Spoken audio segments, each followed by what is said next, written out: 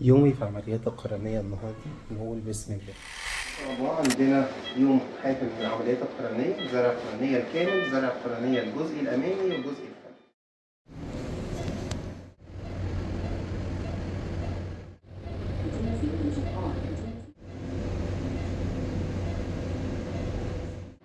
الحمد لله على السلامة. عملنا زرع قرنية طبقي خلفي.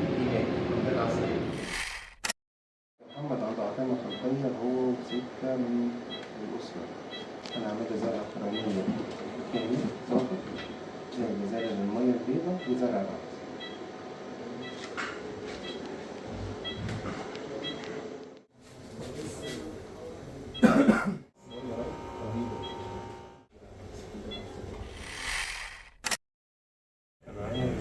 عمليات صامتة عملية شبكية وعدسة العين للأسف كان صعدوا داخل العين وبعد كده تم إزالتها تماما والقرنية حصل فيها بشكل شديد.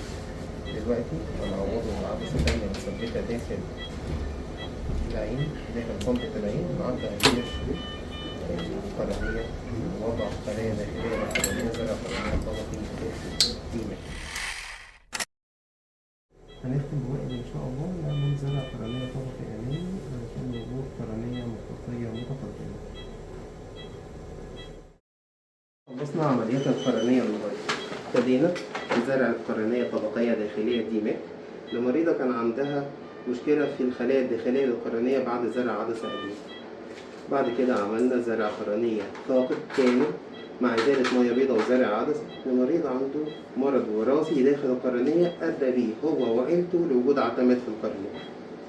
عملنا زرعة ديماك تانية، زرع قرنية داخلي لمريض كان عامل عملية شبكية سابقة، القرنية فيها ضرر، مفيش عدسة داخل العين.